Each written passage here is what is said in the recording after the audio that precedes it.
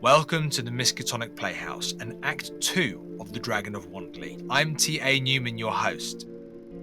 My team and I will be bringing to life cosmic tales using the Call of Cthulhu role-playing game, which contains mature themes, horror, character death, and loss of sanity. Our mystery can be found in the Miskatonic repository, where people like you and me can write scenarios for other players. We're proud to have this episode of the Miskatonic Playhouse sponsored by the Storytelling Collective, who provide an excellent course on scenario writing, which many of the team have taken to help improve their writing skills. Last time, our investigators were tasked to navigate the intricacies of the railway system and find a missing woman suspected of being at the location where mummies have been discovered. Now it's time to pull back the curtain and roll the dice. Keeper, the stage is yours.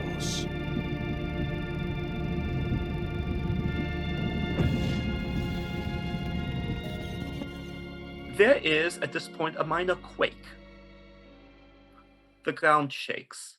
You realize that that's what it must be because you are not driving right now, and yet you feel like a moment ago when you were driving. It's just a tremor. The driver doesn't seem concerned by it. And then he starts driving again. I turn to Hargreaves and say, have you had a little bit too much cake today? Oh, well, not enough, I would say. Driver, did you feel that? Archibald, did you feel that? I certainly did. Right, just a shake, he says. Get those every now and then around here. Really? Oh, lots of. You are in coal country here. Lots of tunnels, old industry, all abandoned now, but ground still moves from time to time. Right. Yes. Fair call. Mm-hmm. And a number of stories about the coal mines. Not unfamiliar with it. Now, listen, just back to that cake a second. A friend of mine passing through here, she was a bloody big fan of cakes. You didn't happen to pick her up, did you? Coming through, lovely lady. Flora was her name. She often introduces herself by her first name, thinks it's a very good aficionado kind of thing. But you didn't pick her up, did you? Well, if you're asking about anyone dressed as fancy as all of you are, there was a couple here a few days ago. And you know, she suffers tiredness. Does that ring a bell? Yeah, there was a woman about bit younger than you, miss. He says, looking back at you, Celia. Sleep though, deep sleeper. Yeah. Couldn't get a read whether she cared for cake or not. Yeah. Well, I can assure you, as soon as she woke up, the first thing she'd be asking for is a bit of that cake. Where did you drop them off? Was that the Moor's Arms, or was that the Cliffside Hotel?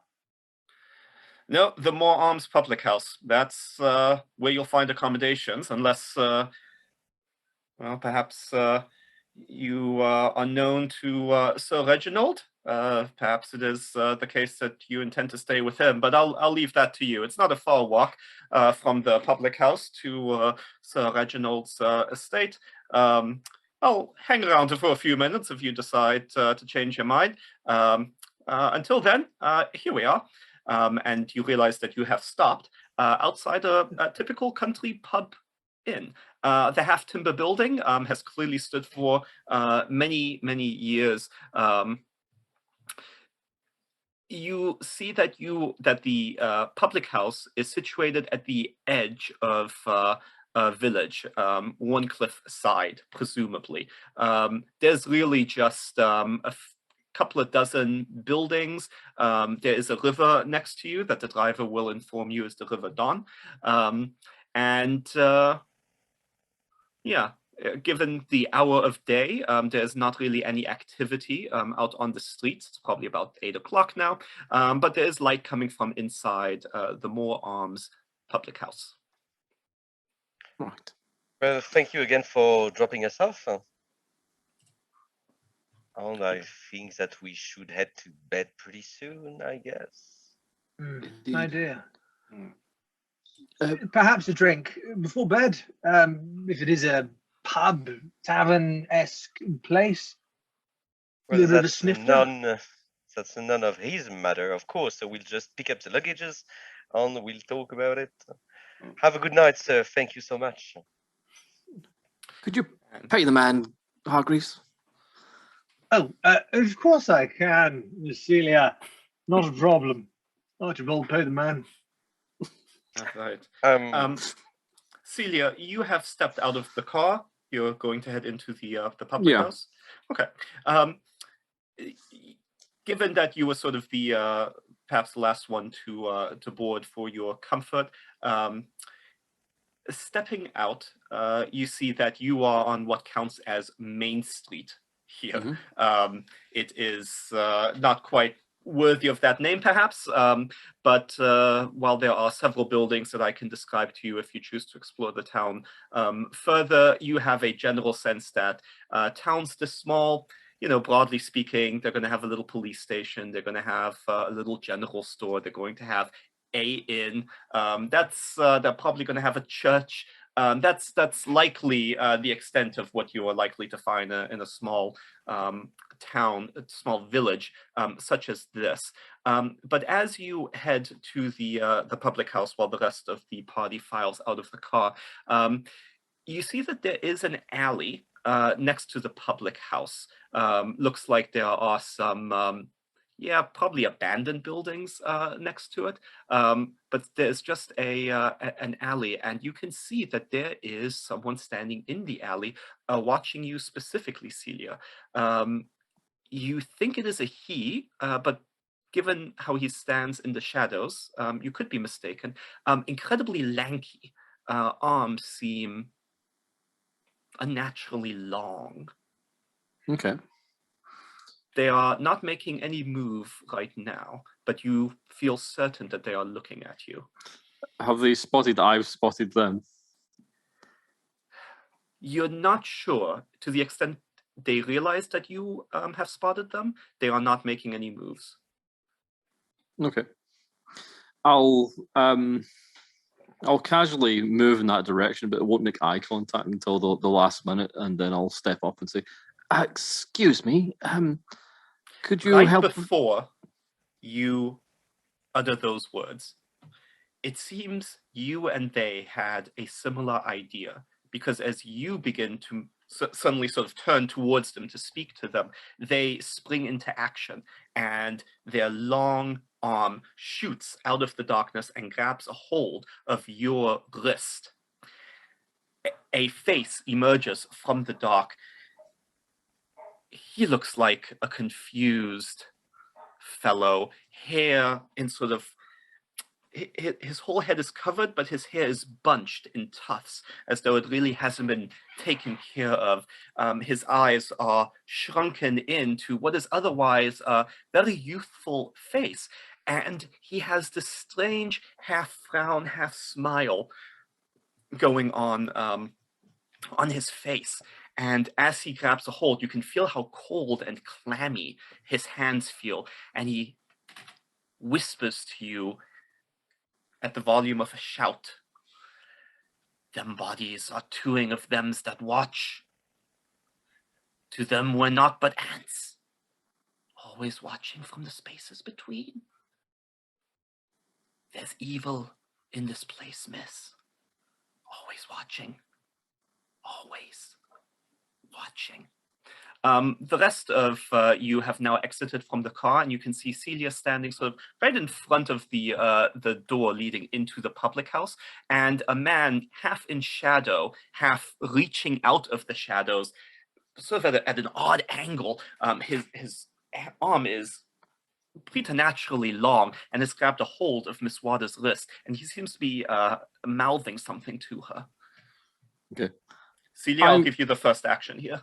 Yeah, I'm going to scream, first of all. Great. And while screaming, I'm going to grab my camera and I'm going to try to take a picture of him really quickly as Okay. he sort of struggle with him. Go ahead and give me a photography roll. Okay. It's going to be photography 40. That's okay. Is that a success for you? That is 27 over 40. Excellent. Good. I didn't hear the 27. Thank you. There is a bright flash as your camera goes off, and the individual lets you go and tumbles backwards into the shadows with a cry that sort of matches your own scream. You're really reacting quite similarly to each other at this point. Archibald, Charles, Shrimpy, you see the man stumble back into the shadows and see him kind of crawling backwards, almost spider-like, on his back, deeper into the alley. As soon as I hear Celia screams, I'm just gonna drop off the luggages and run to water to check on her. Okay. Charles. Yeah, so as soon as I hear the scream, I put my hand on my revolver and I run over to Miss Waters and I'm like, "Are you okay? What's happened?" It's a local grabbed me, said some strange words. I Was don't. he some kind of drunk? Must have been. Huh. He was very tall, Hargreaves. Very tall. Oh, dear God. I'll run in and stand behind Celia, looking over her shoulder or around the side at the event. Just going, I'm gonna push Mr. Hargreaves in front of Celia. Mr. Hargreaves, not here, here. Yes. How exactly how tall was he? The door to the public house opens, and a landlady. What does she look like?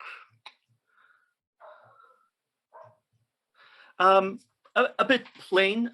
She has glasses. Her hair is in very utilitarian bun.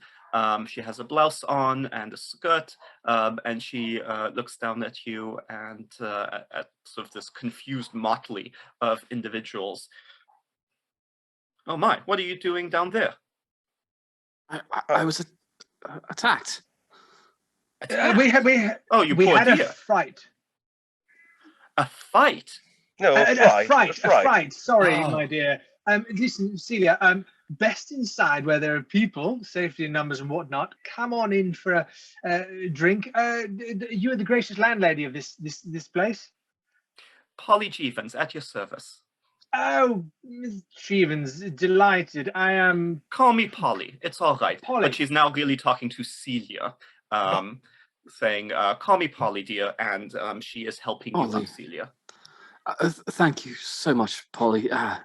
I didn't understand what was going on, and it was all so fast. And one of your patrons just attacked me out of nowhere. Tuck saw it, and so did Crowther's, and I think Hargreaves could see over them, but I'm not sure. Oh, how dreadful. I'll prepare you some tea. Calm your nerves. Right. That was probably Long Tom that you saw. He sometimes frightens newcomers. I'm terribly sorry. Long Tom. Yes. That's what we Right. call him around here. Please, come on in. I'll get out my notebook again. Locals in big letters. Tuck, do you Locals, think long arms. Yes.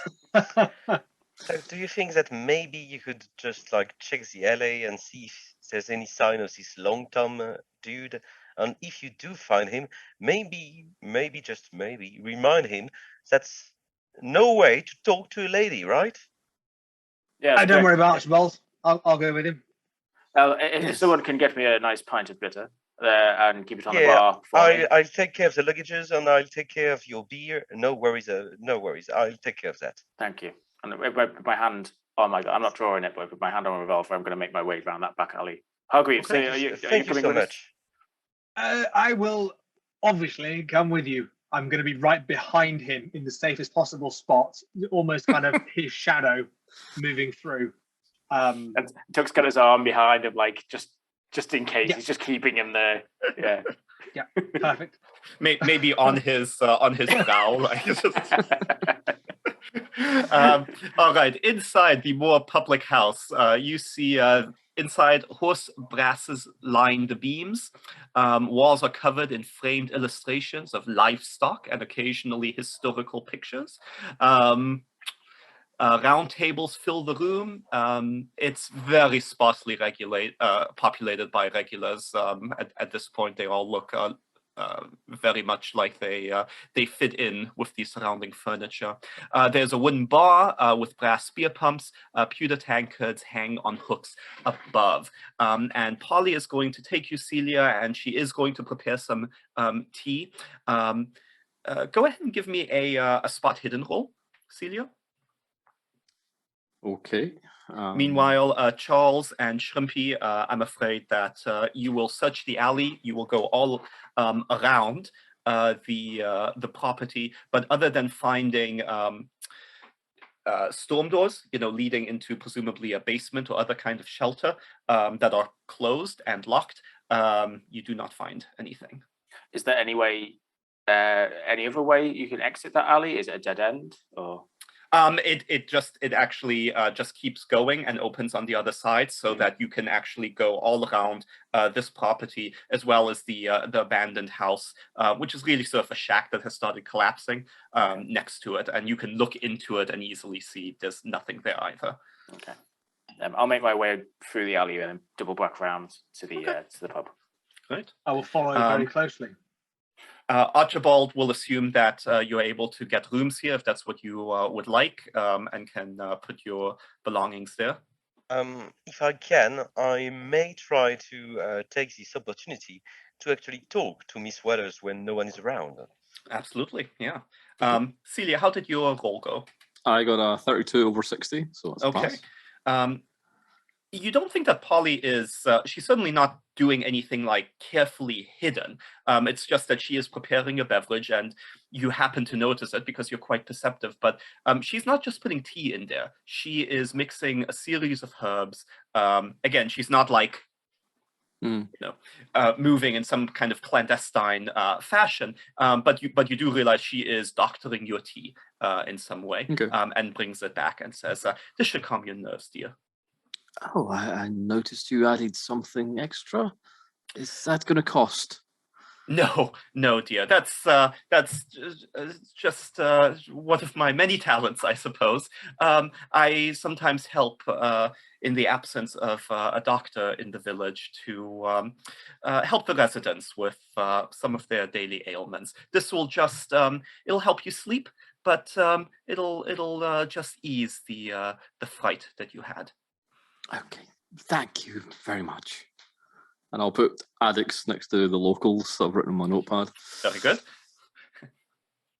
Archibald, Celia, you are sitting at the bar, as private as you're going to be in this space. Miss Weathers, I hope you're feeling all right now. Quite shocked, but yes, thank you. Yeah, great. Absolutely perfect. If you don't mind me asking, you've been keeping this notebook of yours quite open lately. Are you taking notes of all of this? You aren't taking notes? This is very important. No, of course I'm not taking any notes. I mean, I have a brain. I can remember all of that. Okay, that's lovely, but I'm quite ditzy and I need a notepad to keep all my thoughts in one place and, bring them together. I assure you. That's perfectly fine, but therefore I don't want to be rude, I don't want to be impolite, but this long-term fellow, you didn't provoke him, right? You didn't ask weird questions or something like that, right? I would never ask weird questions like, well, what is your relationship with Mr. Hargreaves? Yes, of course, that would be a really bad question to ask to anyone.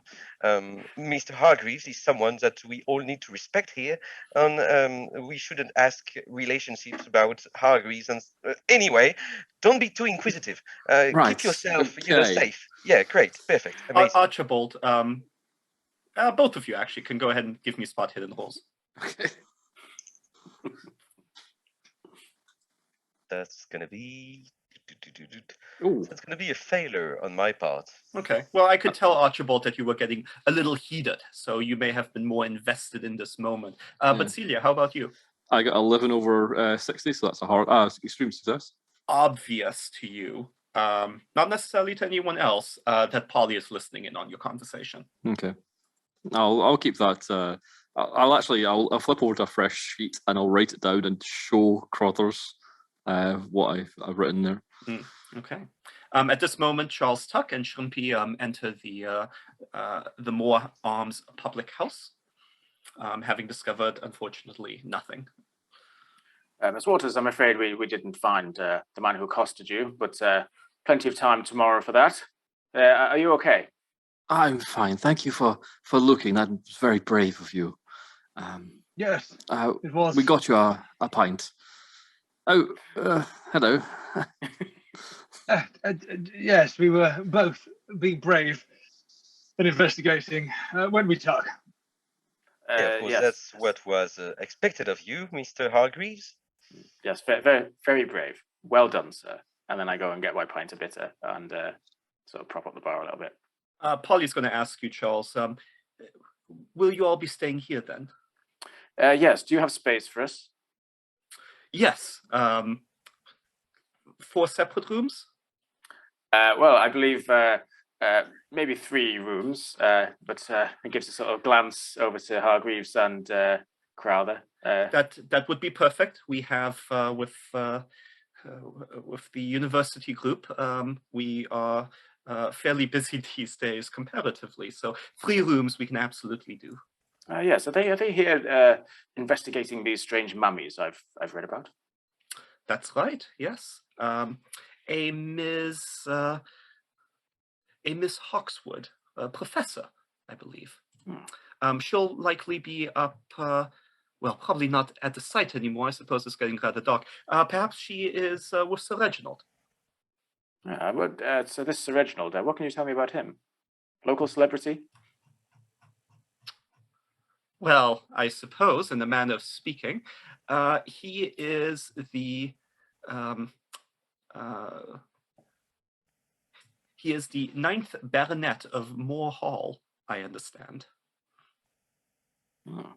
And these are, well, in previous times we would have called these his lambs. Yes. That's something Shrimpy. Go ahead, Mr. Hargreaves. The 9th Baronet of Moor Hall. Does that ring a bell? I'm just squeezing the old memory banks up here.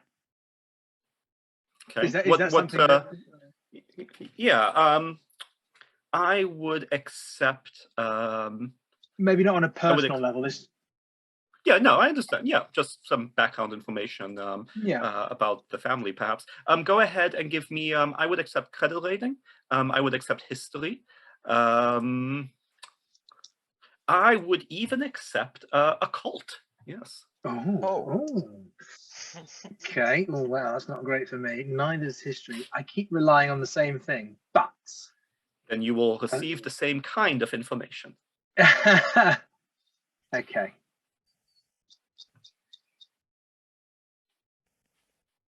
Okay, I think I'm going to go with credit rating because it might be a way in then to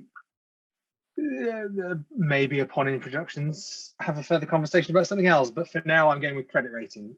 All right. 48 out of 80. Yes, you recall that the Moor family has peerage. You would have heard of Sir Reginald Moor. He is quite an elderly gentleman. You would not have been sure, indeed, if he was alive or dead at this point. Hasn't really been out in society at all. One of these country gentlemen whose families have a long and storied history, but who are, of course, in these very modern times, becoming, well, not that Shrimpy may think in these terms, but to the rest of us, probably increasingly irrelevant. Mm-hmm. I'll turn to Tuck and kind of obviously kind of say that with my knowledge and just kind of say, oh yeah, absolutely, absolute pillar of a community, hugely important. I mean, he is an established member of the society. I've never met him myself, not heard too much, but it goes back a long way. These are the kind of people that Doesn't matter where you come from in society, you look up to this kind of man. He is very respected by the people in One Cliffside, Polly says. And Mrs., would that be someone that we need to? I mean, how should we just come and say hi? Is that someone that we need to pay our respects to as newcomers? She looks at all of you. Well, I think you would be free to call on him. You'll have to make it past Penshaw, of course, who I understand is his retainer. But you all seem... Her eyes sort of skip over Charles a bit. You all seem of refined society. We hope so, anyway. And so, Polly, Go ahead, Charles. Sorry. I was going to so say, sorry about that. Charles takes a little bit of umbrage at that and sort of just cuts a bit to the chase, despite maybe his best intentions. And he says, "Look, can I ask you very bluntly? Have you seen these people before?" And then he slides the photographs of Jacobs and Adler onto the bar. She looks at them for a long time, and then she says, "Yes. I often welcome new faces in this pub. I don't know much about them, other than they seemed a young couple, arrived by car. Are they staying here? No, they left. Oh, when did they leave? Oh, I'm afraid I don't know where they drove off to. Oh, but when? Oh, this would have been about 3 days ago, and she'll give you the date that corresponds with the date that they would have embarked on the train. Did they say anything about why they were in town and what they might be visiting? No. And how did the lady seem to you? Was she healthy? Yes, she seemed well. In good spirits? I can't say that we exchanged any words, but yes, she seemed fine. So I turn to the group and sort of raise an eyebrow. Archibald. Just like that's not something that I'm gonna tell her, but just to check on us. So she's telling us that they arrived on the 7th, but that they left right away. Yeah, she and I believe we're starting the play on the 7th. Flora would have disappeared 3 days earlier, so something like May 4th. And she is saying that yes, she saw them on May 4th, which would have been the same day that they left London. That they seemed like a young couple. And in response to Charles's question specifically, that the young lady seemed fine. Celia, is there anything you would like to ask or do? Did they check out? Did they book a room, or were they just here to drink before they left? They didn't come back. They have not come back. And I would know. I'm the only one who works here.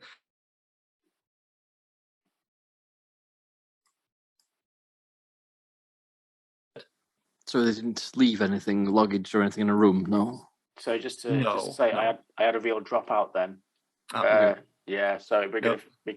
Yeah, no problem. She was just explaining that they just stopped by very briefly, looked at some of the curios in the tavern, and then drove off. Might be something to replay a little bit. Just to wipe back the recording, maybe. Sorry to break. Oh, okay. The, I now understand what you're saying. Sorry, yes. No problem. Celia, would you maybe repeat your question? So they just left. They didn't get a room or anything like that. Didn't leave luggage at all. No, they just stopped in for a little bit, looked at some of our local curios, and then drove off. I haven't seen them since. Interesting. And the curios? What are these curios? Oh well, this establishment has a long history, as does Warncliffe side in general. And well, these are some of the artifacts from town. For example, over there is an old copy of the telling of our local legend, the Dragon of Wantley. Right. Right. Anything interesting in the curios, or is that it? Well, she will certainly find these things interesting. Whether you do is another matter entirely. I will include the one thing that she mentioned for your perusal, and I will put it in our notes for you to see. And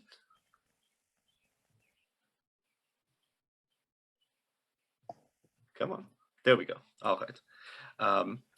Little difficult to read, but it, in summary, it recounts the story of a struggle, a battle between. Let me adjust this so that folks can see it more clearly.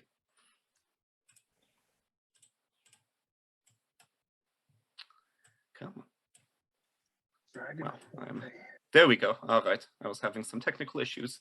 It recounts the tale of a struggle between a dragon of myth and a local knight. The knight that presumably slew this dragon. And of course, it is an ancestor of the Moore family, same as ours, Reginald Moore. So one of his ancestors, presumably. So this local legend, Polly, it did sound fascinating. Oh look, there's a little song that comes with it. Is that something that you sing around here? Well, yes, sometimes we have folks come in and sing, especially if they've been in their cups a bit. All about old Sir Rupert Moore, progenitor of the Moore line, and how he wrestled the dragon and put it down. Ah. That sounds absolutely lovely. I mean, it must be absolutely charming to hear that.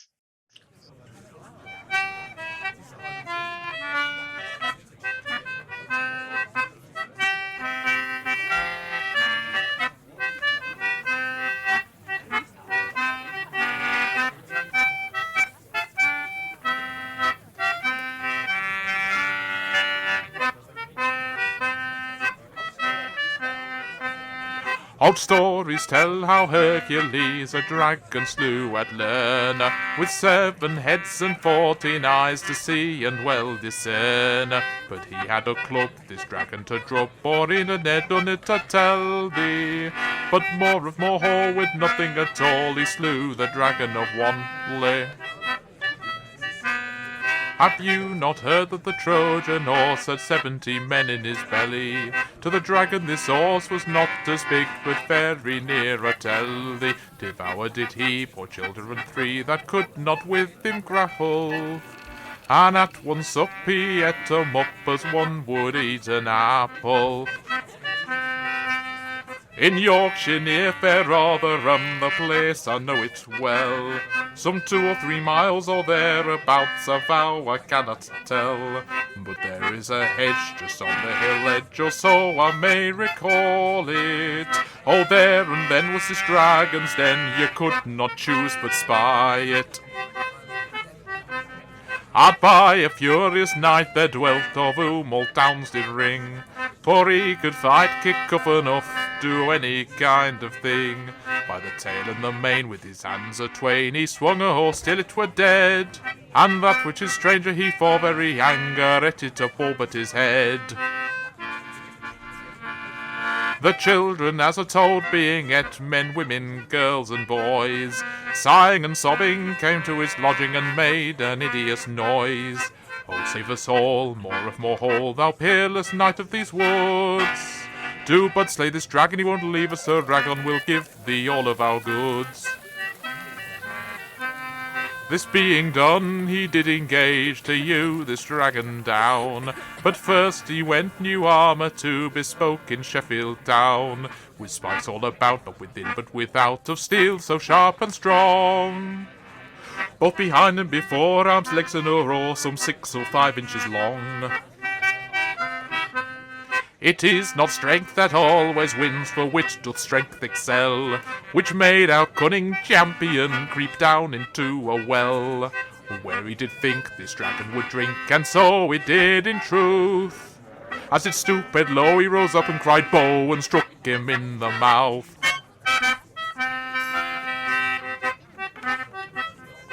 "Oh," quoth the dragon, "pox take thee, come out, thou disturbst me at me drink." And then he turned and farted at him, good lack how he did stink. Beshrew thy soul, thy body is foul, thou wind smells not like balsam. Thou son of an oar, thou stinks so sore, sure thy diet is certain unwholesome.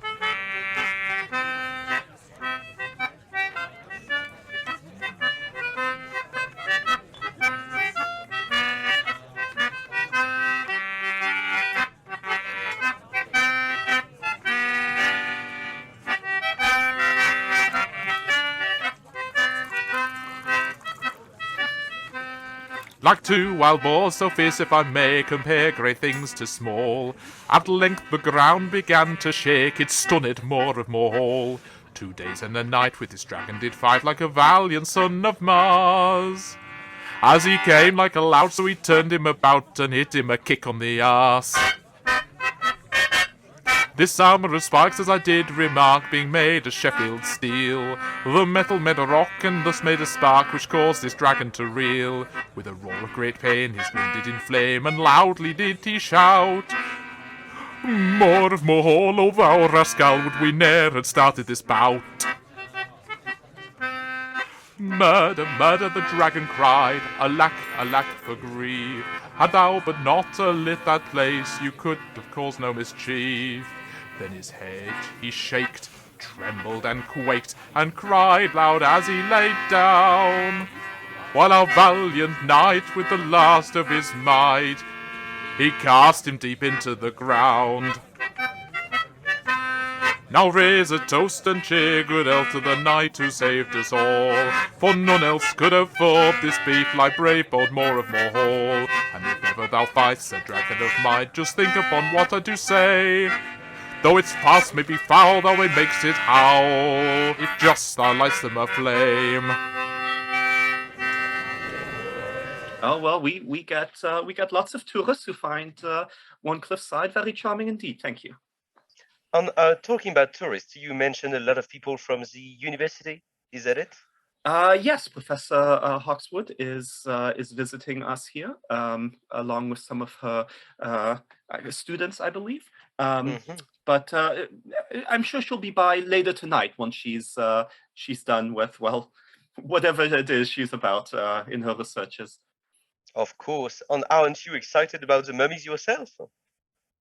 Oh, I don't trouble myself too much one way or the other about such things. Oh, but don't you think that it could bring new faces, new people? New things are always exciting, aren't they? Well, that is certainly an opinion, she says. Well, anyway, Polly, I'm not gonna, trouble you any longer. Oh, it's no trouble, please. Anything I can help with, let me be a resource to you. That is lovely of you. As far as I'm concerned, I'm just gonna try to wait for her to go away. I'm just gonna, as I've read the note from Celia, I feel like, maybe we shouldn't trust this person now. Well, she will go away, but Celia, by virtue of your successful check earlier, and Archibald, by virtue of Celia sharing that information, both of you will be very aware until you share the information with Charles and Shrimpy that although she has gone however far away she needs to, she's still listening. Right. I think we shouldn't stay here. I'm not sure what other options we have. I wouldn't go that far, Miss Waters. We just need to keep our voice down, I guess. Why are we whispering? I can show you the note that Celia wrote to me, and so you can actually understand what's going on. Ike, really? How rude. Yes, quite. She's obviously, well, something's happened. to Flora, and I think she knows more than she's letting on. She's wary of newcomers. Oh, maybe they're just excited to see some new people in the town. I can't imagine much goes on around here. Or is that, yes. Tusk, because you are from the police and because you are a clever man, you should have you have noticed, of course, that she's obviously lying to us, right? Well, maybe if I engage her in another conversation, I might be able to verify that. But I don't mean, know. she told us that they left with their car, but they didn't have a car. They got a lift. Yes. Maybe she Suppose was they couldn't leave with confused. their own car. No. She's clearly lying to us. Yes, Archibald. I was going to say the exact same thing. I'm like the least inquisitive police inspector that I've ever come across. I'm like, it's fine. I am. Just trust everyone. It's all okay. I'm enjoying your Inspector Gadget there. It's all good. It's terrible. Yeah. Okay. Well, let me ask you all frankly then. Where are you planning to proceed from here? We're going to take a short break in a moment, but I would like to know, what is your next destination or course of action? Well, we have Marion Harwood, who's Hawkswood. Sorry, who's going Hawkswood, to be yep, the archaeologist. It's going to be coming back sometime this evening, so we can bring some to her, which probably merits staying in the inn. And other than that, I mean, we're still on the trail of these people. Yeah, To Reginald. help, Reginald, I'd like to introduce myself to Sir Reginald. Yeah, I will say to assist you so that your character is not just sort of sitting around waiting. I don't think it's too much of a spoiler to say Miss Hawkswood would come back very late. And so to the extent you'd want to wait for her, that would need to be your evening, essentially, while you're waiting that late. But if you want to do something else instead, it sounded like Shrimpy, you had an idea. Yeah. If Polly has told us that Miss Hawkswood comes back late on a regular basis, we can see Sir Reginald first, planning to come back approximately the same time to catch Miss Hawkswood, if not in a gentlemanly manner, and knock on her door. Anybody else we want to see? What about Long Tom? Yeah, Long Tom's interesting, but I think I was going to maybe suggest going out to the actual site and just take us to her and cut that short.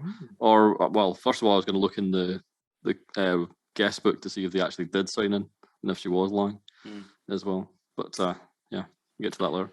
Yeah, okay. So it sounds like there are two possible paths that you were exploring, possibly simultaneously, which is to go to the Moor Manor to see Sir Reginald, and possibly go to the site of the mummies. Archibald, what are your thoughts?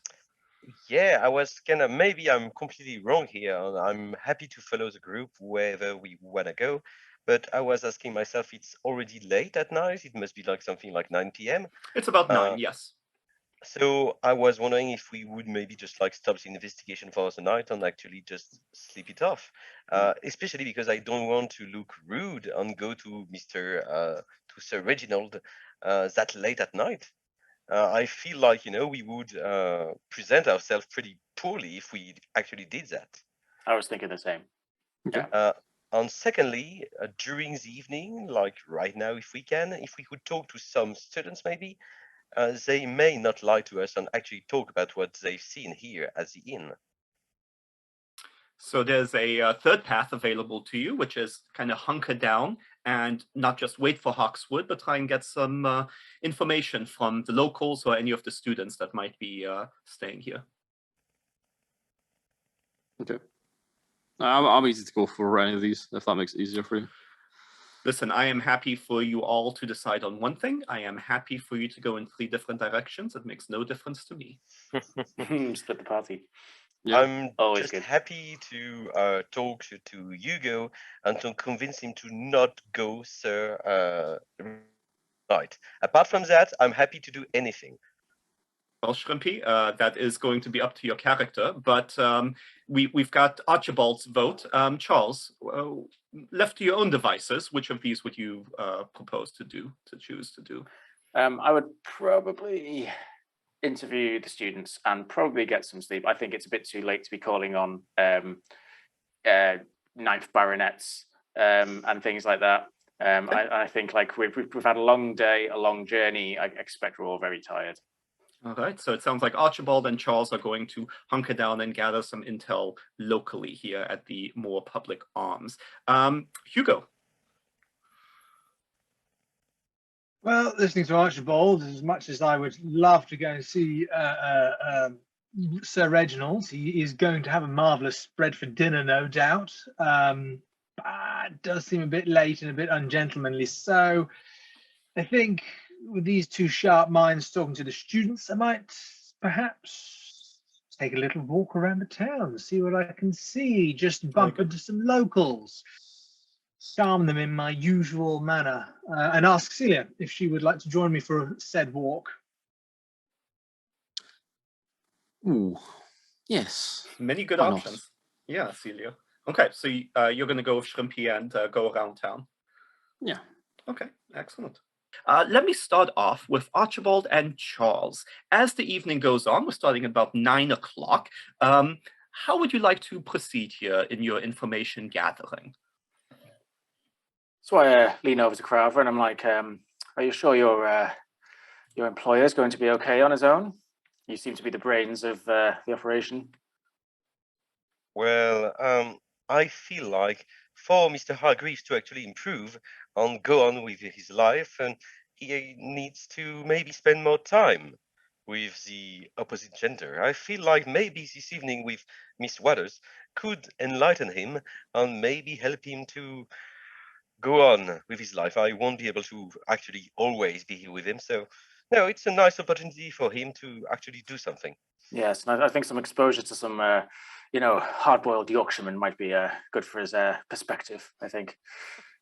And what do you expect? I mean, it's only a small village. What could happen to him? Yes. Nothing, of course, nothing. Yes. Well, of indeed. course. Well, let's briefly cut then to Shrimpy and Celia, because that seems to be a very nice note on which to switch here. Shrimpy, Celia, you are walking through Warncliffe side. As described, there is a main road. The village is essentially a T-junction with the River Don along one side, and then a variety of small buildings throughout. You can easily walk the entire town in a matter of a few minutes, and you will find, although most of these things will be closed given the time of day, that there is a post office, which is indeed closed, a Methodist church, which is also indeed closed, or at least appears to be, a police cottage, in which there is a light, and a general store and blacksmith, which is also closed.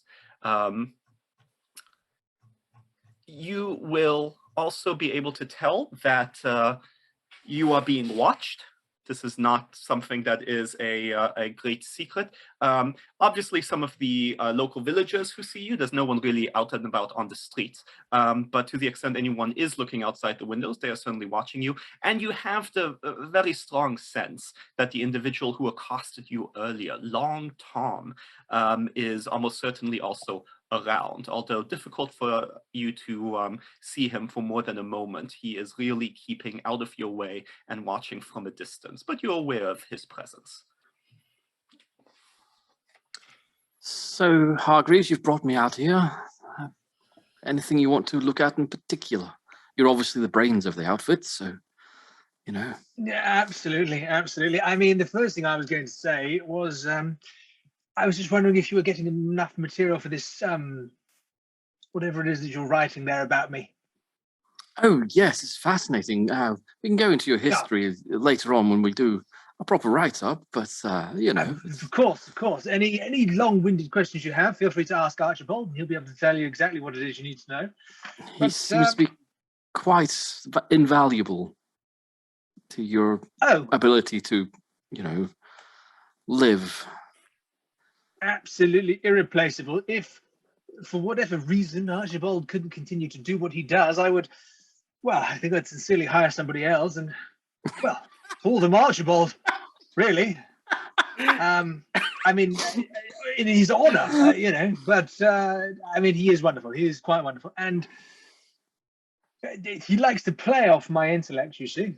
I see, yes. It's a great skill you have. So, Speaking of my sharp intellect, Celia, you were, if I'm not mistaken, attacked. sorry. You were attacked by Yes. a man with long arms. Yes, called Long Tom, I believe, which is Yeah. fitting, I suppose. Quite apt. Yes. Yes. Long for the arms, you think, or was he tall? Well, he was rather tall too, but I mean, Yeah. nothing too bad. Do you want to try and find him? No, we could try and find this scary individual called Long Tom. Of course we could. I mean, we could. There's He nothing seemed very- stopping us. Yes, he seemed very, well, knowledgeable about these mummies that have been turned up, and they seem to be the talk of the town. Yeah, So- yes, it's quite right. Running into the long arms of Tom would seem a smart man. Look, a church. There's a church. A church? Doesn't look like anybody's there, but we should probably just Check it out, yes. probably it would Yes. seem and then Just a roundabout. stick together.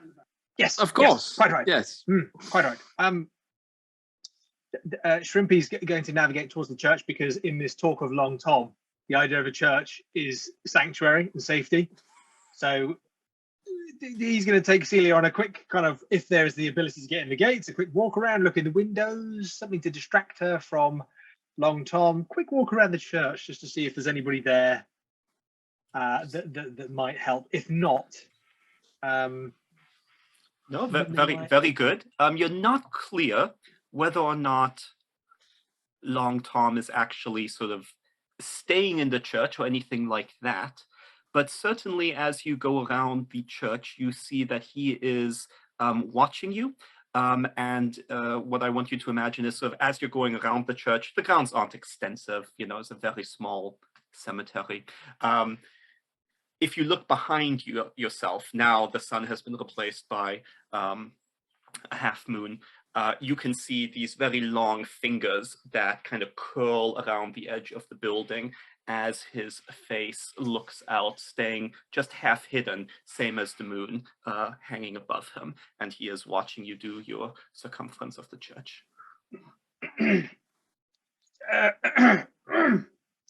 Mr. Long Tom.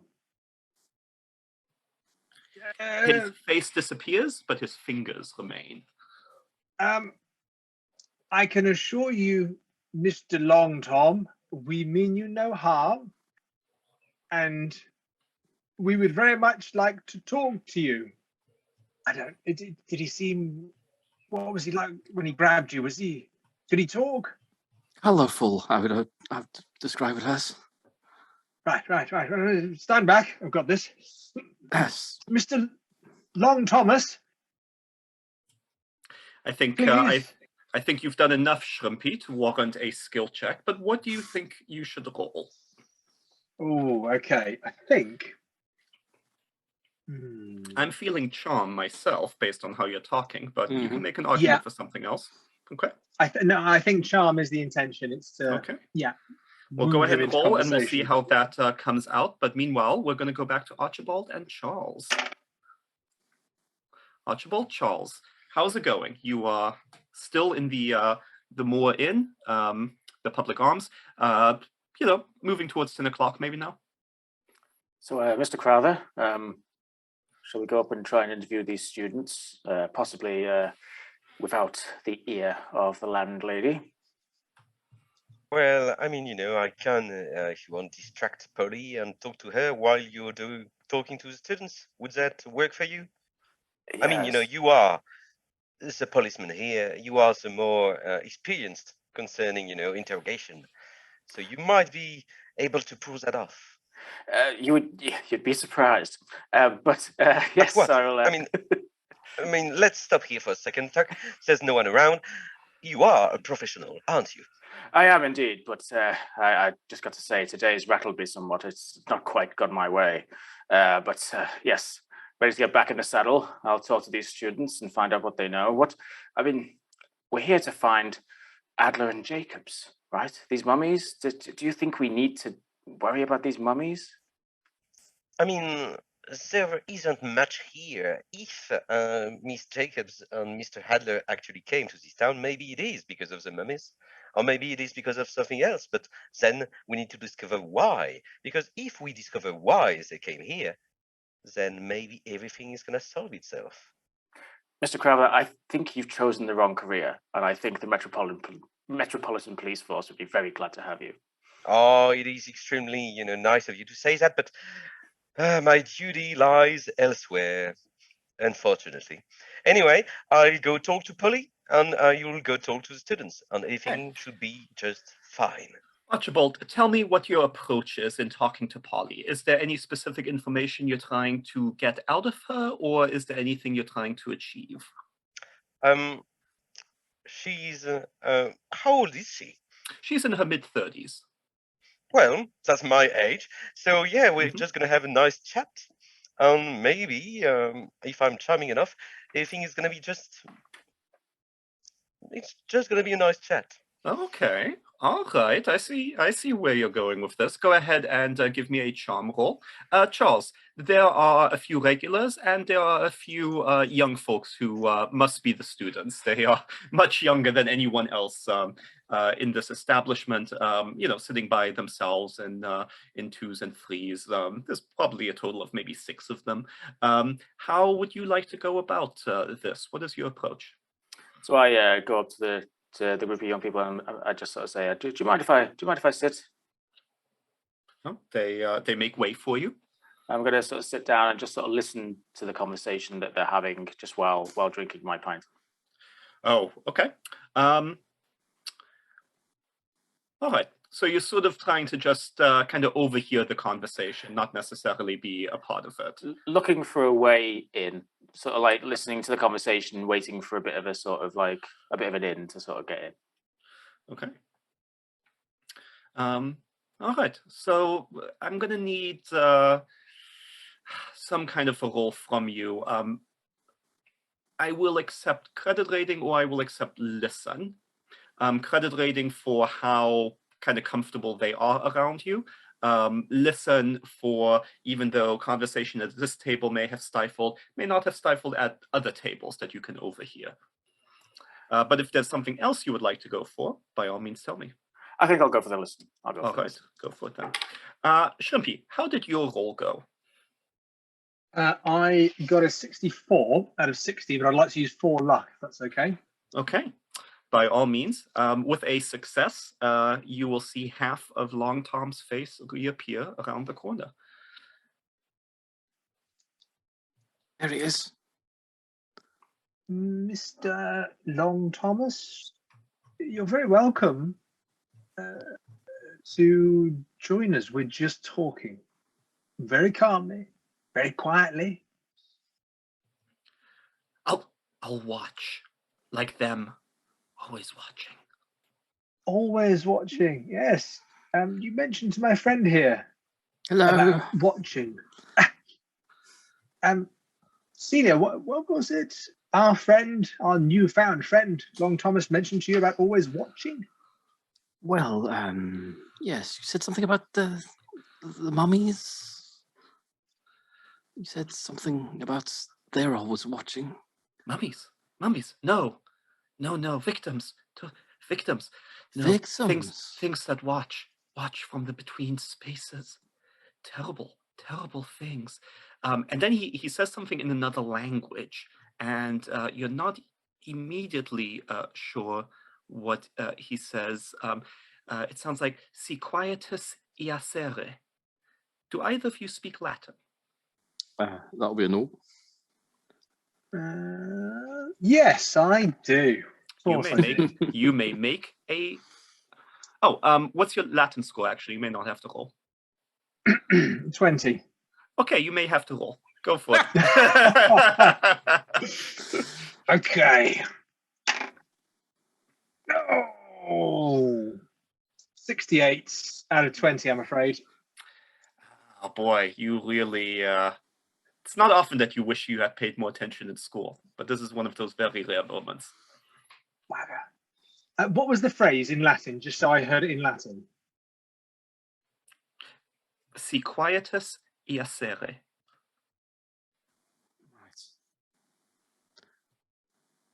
Okay.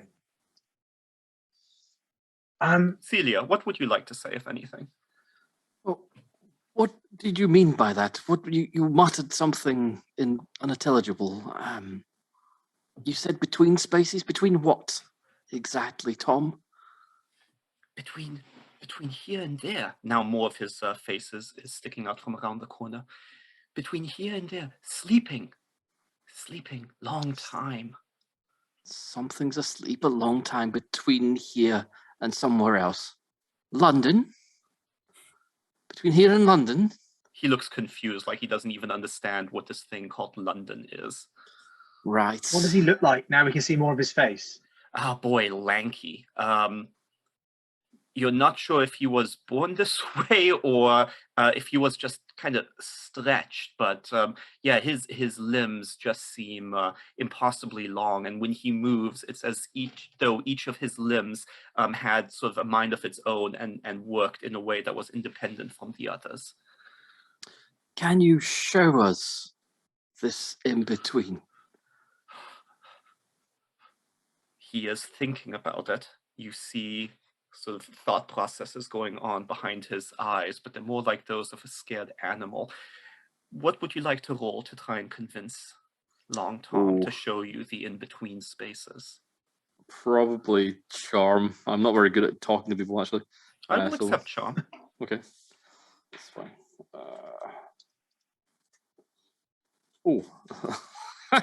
It's almost a fumble. Oh no! Long Tom shakes his head as though deciding that he is too scared of whatever that space is to show you, and so he's just shaking his head. I'm gonna dig my elbow into Hargreaves' side. Be a man, step up, come on.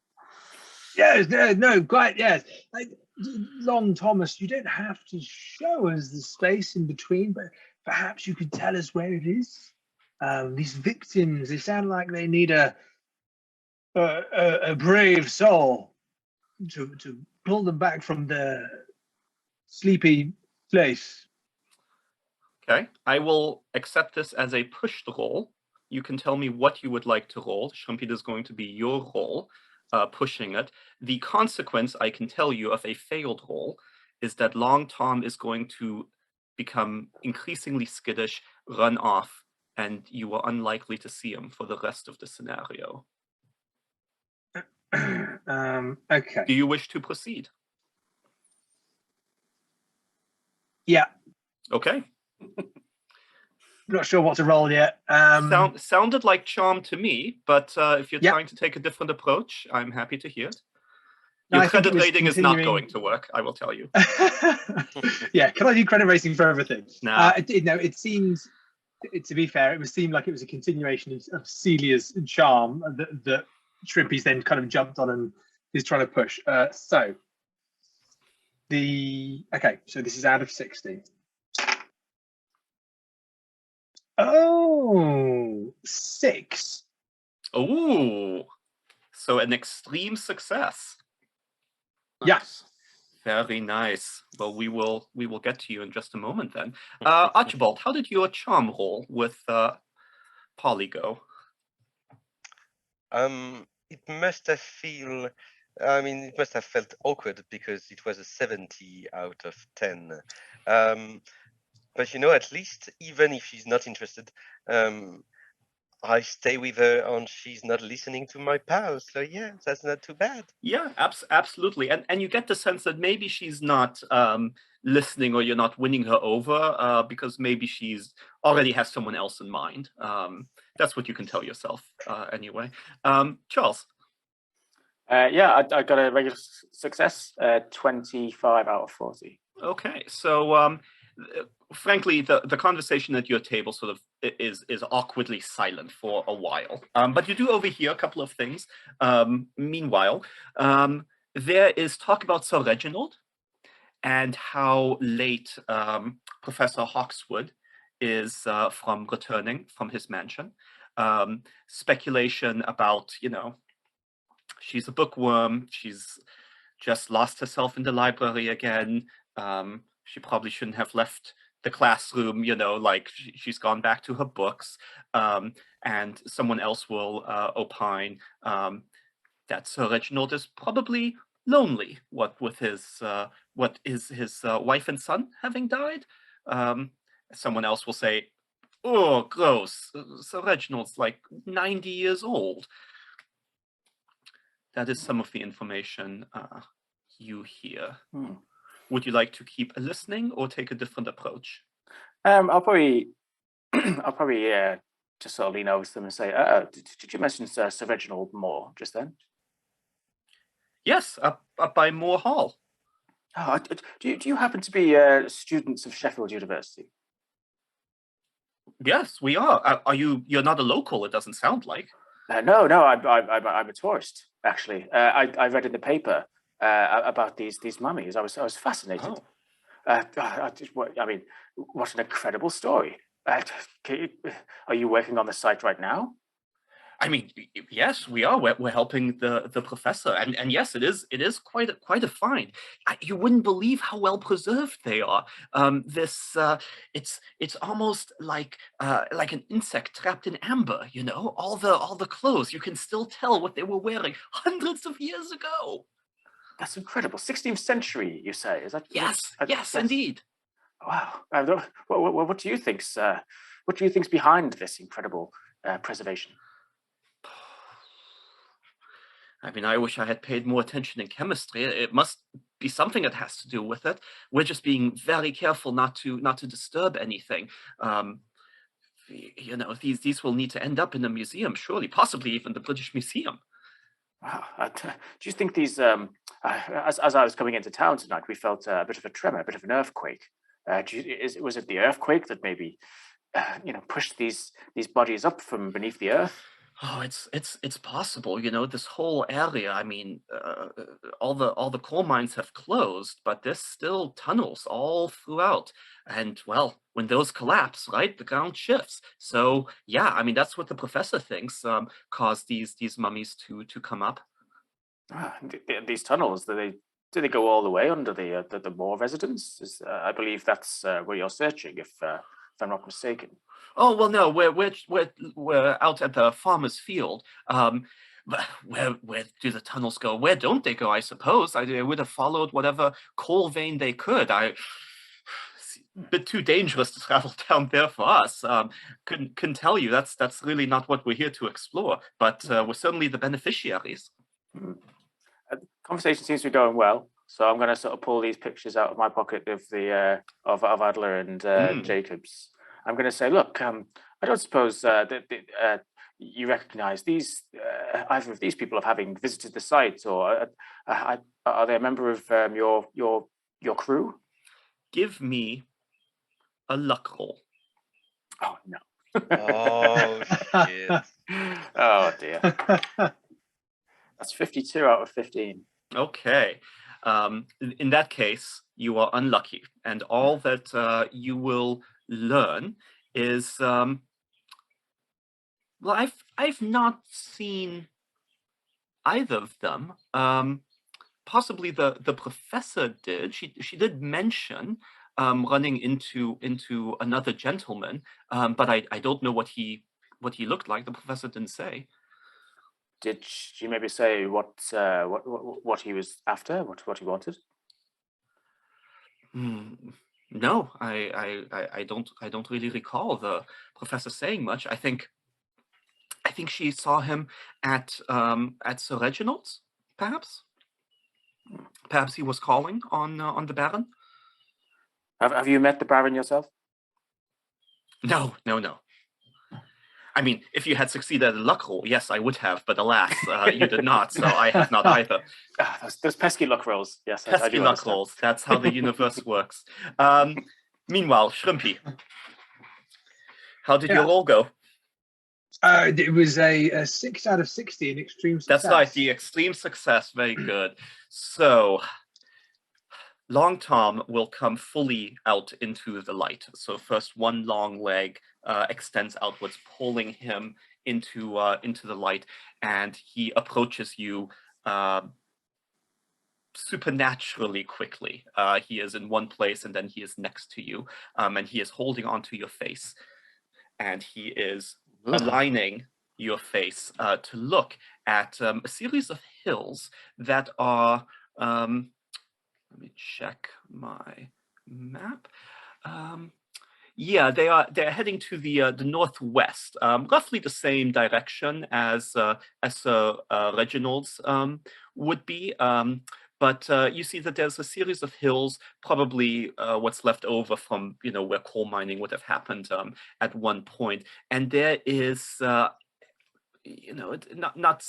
as easy to see in these small amount of light that's available, but he is clearly pointing sort of between a series of hills, almost where there seems to be a split in the rock, and it is across the river. The river sort of circles around on the north side, but that's where he is pointing. And yeah, you can see that you're not sure if there's a cave there or an opening or what, but that's where he says. Can we see Moor Hall, or is it too dark to be able to make it out? You can't see Moor Hall from here. There's buildings in the way. Yeah, I mean, if you walked 5 minutes, yes, you could then see Moor Hall. But just from standing here by the church, no, you cannot. Long Tom, are you saying there the split in the hills? That is where the victims are? Victims also sleeping. It in the between space, sleeping, but not for long. And who's sleeping in the between spaces? Someone you know? I'm sorry. Did you say a dragon? He did Dragon. indeed say a dragon. Ah, for fuck's sake! Right. Celia, how just contain yourself? Sorry. Dragon, right? A dragon. It's clearly a metaphor. He's not too sharp, you see, Celia. He's clearly referring to a lizard. Yes. You think I'm stupid? You think I don't know? I've seen. You have not seen. If you took us there, we would see. Yes. I will take you. Right. Yes. Well, fine then. Let's go. Yep, he grabs you both by the wrists. Oh, God. Oh, shit. And he begins marching you out of town. Yes, quite right, Celia. Good call. Making us go right now. Yes, he's strong. It's a nice night. Nice night for this. Good times. He's strong. He's strong? Yeah. Okay. Is there anything about him that we notice specifically now that he's grabbing us and dragging us? Is there anything more about him, and not so much about him as a person, but him as this contorted individual that might suggest why he's like that, or at least I don't know. I'm fishing. Yeah, I mean, I could tell you that he suffers from several mental maladies, but my sense is you know that. Yeah. Does the physical condition that he's suffering from, does it look like something that could be explained away in Shrimpy's small mind, or is it something more significant? No. Okay. No, he's just an oddly shaped individual. That's very common among the lower classes. Of course. Also, for that matter, not that uncommon among the upper classes. Yes, of course. Not for the same reasons. That's right. Was that a joke about my height? I'll have you know I'm quite tall for my height. Oh boy, Archibald is really loosening up while he's chatting up Polly. Archibald, Charles, you are in the public arms. It is now nearing midnight when a woman wearing a large hat and a man's jacket, but still a skirt, comes into the more public arms, kind of rubbing her eyes, and she seems to be heading straight to the stairs, presumably where her room is. I say to the students, I say, is that your professor? Yes, that's Professor Hawkswood. Ah, please do excuse me, and thank you very much. I wish you all the best with your expedition. Glasses? Anyway, Whatever. Take the win. So I sort of like make a little beeline for the lady, and I say, excuse me, Professor Marion Hawkswood, is it? Yes, it is. Archibald, you see that Charles has gone over to Hawkswood. Anything you would like to do? Yeah, are they heading towards the first floor? Yes. Great. I'll follow them on if we are stuck in the stairs. I'll just ask everybody to actually just go up so we are actually far from the common room. Very good. You make sure, as you trail back a little bit, you see that Polly was probably going to sort of change her position to be a little bit closer to here, but because you are moving so slowly, she keeps a distance. Great. What can I help you with? I'm afraid it's frightfully late. Yes, I'm dreadfully sorry to bother you at this time of night. My name is Charles Tuck. I'm actually a private investigator. Please don't be alarmed. I just have some questions because we're on the search for a missing young lady, and I believe you may have spoken to someone who has a connection with her, possibly. All right. If it's a missing person, I suppose it's important to speak now. Would you like to head back down? No. This won't take a moment. Sort of mindful of the landlady being downstairs. Yep. So I'm like, no. This won't take a moment. Do you recognise either of these individuals? And show the photos. Okay. Yeah, she looks at the lady Flora Jacobs briefly, shakes her head, looks at the picture of Adler, the photograph that you have, and goes, yes, I've seen this man. Did he approach you? Did you talk to him? No, I did not. He left in a bit of a huff from Sir Reginald's. I think they had some stern words. Oh, I see. So he's a friend of Sir Reginald's. Oh, I don't know about that. I can't say I inquired, but Sir Reginald seemed quite glad to be rid of him. Oh, okay. Well, I mean, it's very important that we can track this individual down. We do believe that he may have abducted this lady, Flora Jacobs. Did you not see her at all? I can't say I did. But why would Sir Reginald be meeting with a potential kidnapper? I'm afraid I don't know. I mean, hopefully when we talk to him, and be assured that we will, we can, ask these questions and get to the bottom of things. Oh, well, I wish you the best of luck. Do you allow me? Oh, yeah. No, you can absolutely ask questions. Yeah, you can join Perfect. in. Oh, yeah, I'm sorry. Task, were you able to get anything from Mrs. here? Hawksford? Is that it? Hawkswood, and she extends her hand to you. Yeah, great. Thank you so much. So, has she seen everything? Have you? She recounts what she just saw. Great, perfect, amazing. I don't want to be impolite or anything, but why did you come to see Sir Reginald? Can he actually help you out with those mummies of yours? Are those mummies important? Do you think it could maybe interest someone who would be, looking for money or treasures? Oh. Well, I will say it would not be unusual for someone to visit a person like Sir Reginald in search of money, I suppose. Certainly the Baron has his share, a beautiful estate. For my own part, Sir Reginald was kind enough to let me use his library.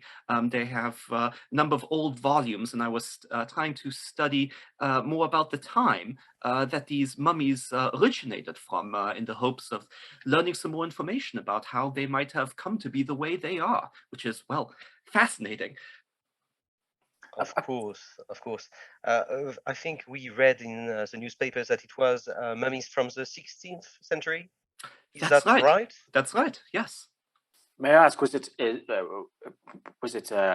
man and a woman, mother and child? Can you? No, they were men, military garbed for the time, as much as militia were back then. You understand, some archaic weapons, some beautiful artifacts, but no, they seem to have been encased and preserved. Encased? Still spongy, as she says. Would you say encased in some form of material or fluid or? Yes, it's quite strange. It is a residue or some kind of liquid that has solidified around them. It is still a little soft, has the consistency of honey. Oh. And so do you think that someone who would be some kind of thief or con man would be interested in those mummies? Do you think someone could sell them for a lot of money? Well, yes, I suppose anything's possible if one is daring enough. She seems suddenly sort of like disturbed by the thought that someone might steal her mummies. Where are these bodies now? Are they still on the farm? Are they safe? Aren't you afraid, miss? Oh, well, we moved them to the church. Oh, to the church. They have a crypt. The temperature conditions are quite favorable for preservation. And so is one of your students actually like staying at the church to protect those? Well, no, we didn't think there was a need, but do you think we should go take a look? I mean, maybe it's just the fact that, I'm worried with this con man going around abducting people. I think that we should all be very careful. Yes, of course. And yeah, we're going to pick up with you soon going to the church. Meanwhile, Shrimpy, Celia, you are still getting pulled into, well, a bit into the wilderness now, frankly. You probably tumble a couple of times, but Long Tom is there to sort of pick you up if you falter. He sort of lifts you up from the ground so that you don't injure yourself.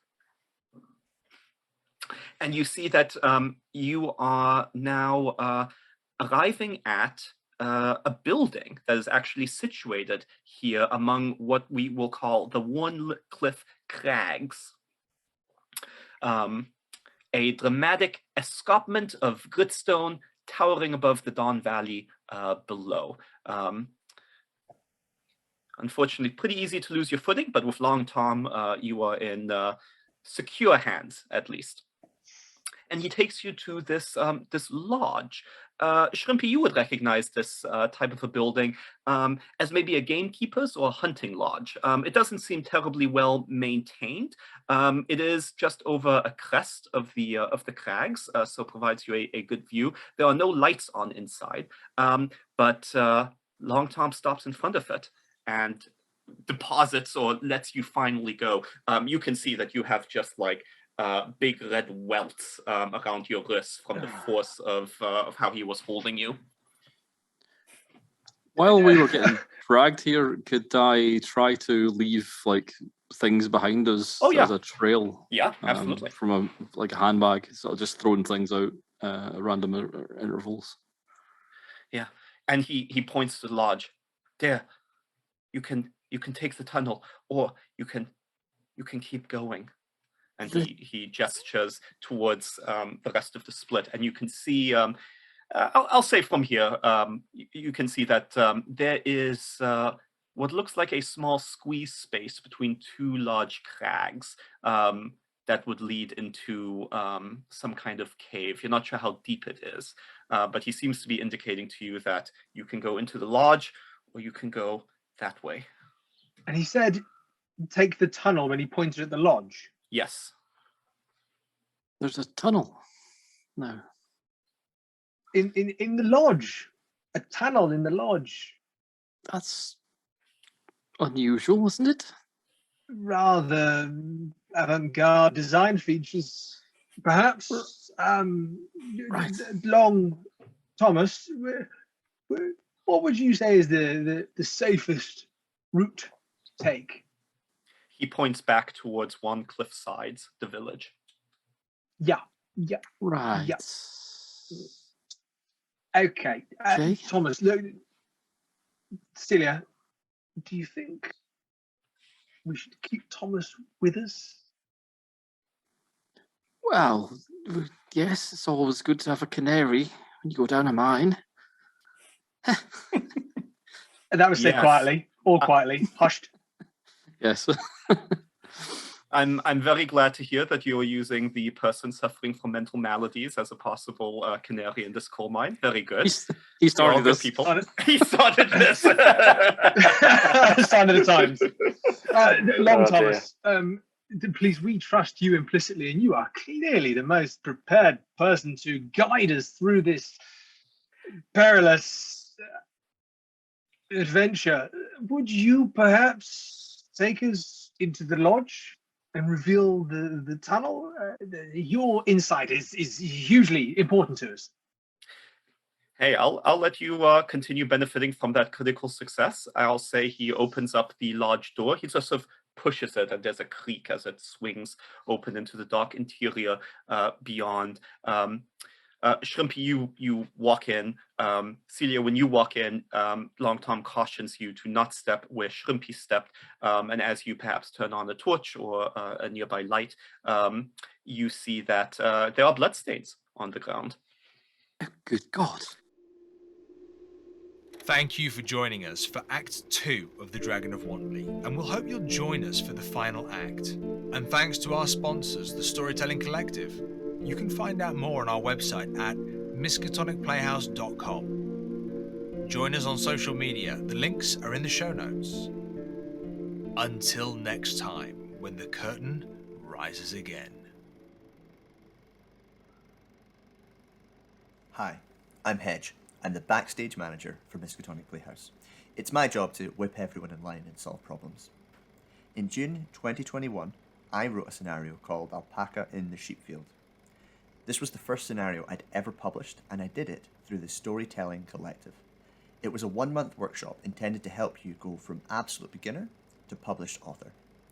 The material was really impressive. I learned a lot of context for publishing. I'd done some writing before, but it was just so nice that the course held your hand through all the tricky steps, like turning your words into something that could be uploaded and published online. If you want to give it a go, the collective runs their courses throughout the year. It's a great way to jump in, join the community, and who knows, maybe one day we'll be playing your scenario here on the Miskatonic Playhouse.